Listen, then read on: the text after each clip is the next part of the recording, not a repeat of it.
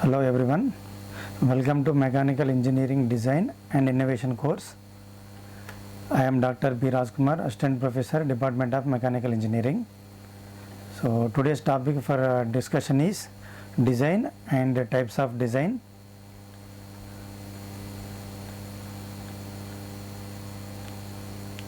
If you have any queries or doubts related to this course, you can reach to me through this email. So the aim of today's session is to give idea on the concept of design and the types of design.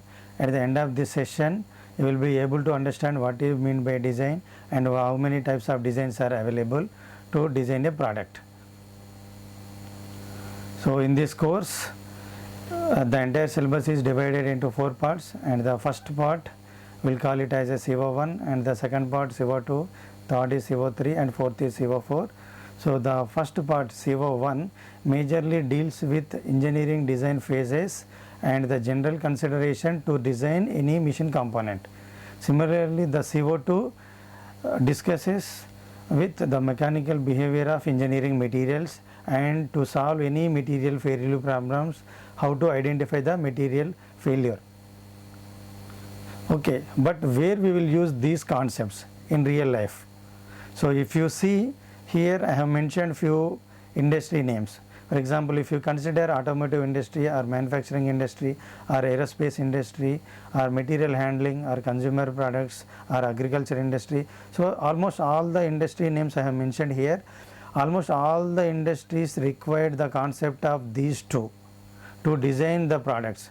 Let's say for example, if I want to design the agriculture machinery such as like tractors, harvesters, irrigation system, then I need the concept of this engineering design, then the concept of mechanical behavior of engineering materials. So in this session we will discuss what is design and what are the different engineering phases are available. So coming to the design, so what do you mean by design? What you will understand whenever someone says you design this work, you design that product, design a process. So what do you mean by design? So design is basically it is an iterative decision making activity to create a plan or plans by which the available resources are converted optimally into systems or processes or devices to perform the desired functions and to meet human needs. It is nothing but, the design is nothing but we have to formulate a plan or plans to satisfy a particular need of a customer and to create something new which is a physical reality to satisfy the requirement or need of the customer. So design is nothing but it is an iterative and a decision making process, and whenever we have a problem, for that problem or for that requirement or for that need, we have to design a solution. So in a clear cut one line definition, design is an iterative decision making activity which will basically use it to formulate a plan or to satisfy a particular need and to create something with a physical reality. Okay, then what do you mean by mechanical engineering design? Because our course name itself is mechanical engineering design. So whenever in the engineering design the end product is a mechanical component, then such kind of design we will call mechanical engineering design. And this mechanical engineering design majorly it requires the principles of basic engineering sciences such as physics knowledge, mathematics, statistics, kinematics, kinetics, dynamics, thermal sciences and heat transfer, solid mechanics, machine design, vibrations to design a product. So similar to our engineering design, the mechanical engineering design also it is an iterative decision making process to satisfy, to perform a specific function with maximum economy and efficiency by using different scientific principles and technical information and imagination of the designer to satisfy the customer need. Okay, till now we have seen what do you mean by design, what do you mean by engineering design. then okay, then but why do we need design? Why we have to do a design? So the first one is to ensure the safety. We have to do design of the product and to meet the current issues. In recent time we have suffered with COVID. So to arrest or to give a solution for that, we have to design a process or to design a system which will arrest the COVID-19 spreading. So that is like one of the example to address the current issues. Another is the continuous need. This is the one more factor for which we will do the design, continuous need, and technology evolution. You can see here the technology is evolving day by day. So to meet or to address the technology, we have to do the new designs. And another one is that to improve the quality life of the customers or human beings, we have to do the new designs. So indirectly all these are the factors which will drive us to design a product. So, and next, if I want to see the design evolution, in our earlier days we used this tree trunk or log, we used to use this as a chair. In the next we made a table from that wood, and next we made a chair, and now the chair is in this form. That means the designing of the chair is evaluating based on the customer's need. Here the customer is expecting the cushioning effect, as well as he want to move freely and he want to adjust the height. So here the customer is defining different requirements. So based on the requirement of the customer, the design is evaluating. So this is one of the examples for the design evolutions. And the next example is the phone. Here you can see the phone. Here in earlier days we used the phone like this, okay. Then that is slowly, whenever the wireless technology is introduced, the same landline phone is evaluated in this form. So the landline is converted to wireless, and wireless is the manual this pad. Then slowly we have entered to the smart pad or touch pad. In the touch pad also we have different like variants like foldables and this long screen, okay, long time battery, type C charging. So that means the phone design also it is evaluating based on the requirement of the customer. So if I want to purchase a new phone, then the first thing they will ask which kind of phone you want, what is your requirement. That means based on the customer requirement and based on the customer need, the design is evaluating. So these two, the design of the chair as well as the design of the phone, is the best examples for the design evolutions. Okay. So how many types of designs are available to create a product? So basically the types of designs can be broadly divided into three types. The first one is the adaptive design, and the second one is the development design, and the third one is the new design. So what are the differences between all these three designs? So the name itself is indicating. The first one is the adaptive design. That means we have to adapt some design from the earlier designs. So that is the adaptive design.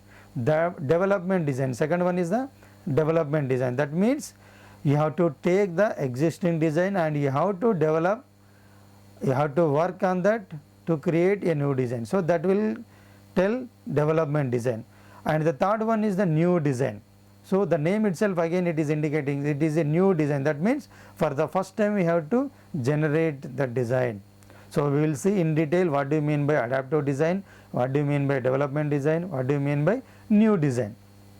So coming to the first one is the adaptive design. As I already told you, adaptive design is like we have to make some minor alterations or the small modifications in the existing designs. So the example for this is designing of the bicycle as well as the designing of a mechanical watch. For example, if I want to design a bicycle, so already there are different bicycles existing in the market. So what I will do first, I will take the existing bicycle as a reference and I will do some small modifications in the design.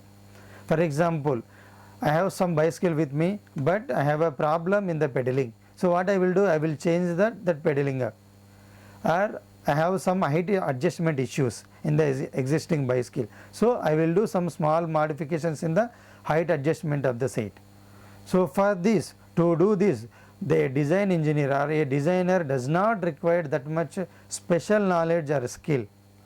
Yes, definitely he required some knowledge, but he no need to be expert in this area to design whatever constraints or whatever requirement just now we discussed.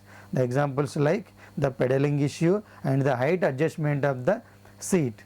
For that the designer need not to be that much a specialist. Okay, if he has some minimum knowledge, means minimum fundamental skills or knowledge, then the designing of the bicycle he can do. So in a nutshell, the meaning of the adaptive design is we have to take the existing design as a reference and we have to modify that design based on the requirement of the customer. Then we will call the design as a adaptive design. Okay. Now coming to the second design. What is the second design? The second design is development design or variant design. So the variant design or the development design is nothing but it also takes the existing design as the reference model. It also takes the existing design as the reference model, but the final product may different quite markedly from the original product. That means he will take the reference from the existing model and he will do the modifications. These modifications may be major modifications based on the customer requirement. So to do these major modifications, definitely the designer or the design engineer should have considerable scientific training and design ability, because the designer just like that he cannot change the existing design. He should have definitely the scientific training or the design ability to modify a certain dimension or certain parameter or certain levels of design. So the designer should have compulsory considerable scientific training and design ability to modify the existing design. So the examples for this development design are combining the principle of bicycle and IC engines to develop the motorcycle. So we know already how the bicycle will work and how the IC engine works, and if I want to develop the motorcycle, I know that if I club the concept of bicycle and IC engine, I will get the motorcycle, but just like that simply I cannot club it. So to club these two, I need minimum or considerable scientific knowledge to convert it. And another example is how I can convert the manual gearbox of a car to automatic gearbox. So to avoid or to convert this manual to automatic, also I need what do you mean by gearbox, for what is the function of this and how the design of gearbox is done, what is its requirement, everything I should have considerable scientific training. Then only I can convert this manual gearbox into the automatic gearbox. So this is the example of the development design. And the third example is new design or the original design. Here in this design we won't take anything as the existing design. For the first time we have to do the design, something that does not exist before. So whatever design we will do, such kind of design should not exist before, then only it can be called as a new design. So for this new design, what we require? We require lot of research, a lot of technical ability and creative thinking. The best example for this new designs are first aeroplane design, the first time the solar power plant design, and first time the tidal power plant. So recent years we encountered COVID-19. So for that we have created the drugs. So to generate that drug we have generated or we have created some process. So that process we can call as a new design or new process, because for the first time we have generated the designer that process. Okay. So in brief, like till now what we understood, what do you mean by design and what do you mean by engineering design, what do you mean by mechanical engineering design, and what are the different types of designs available. So these are the different reference and textbooks, and these are the different web links for further reading. Thank you.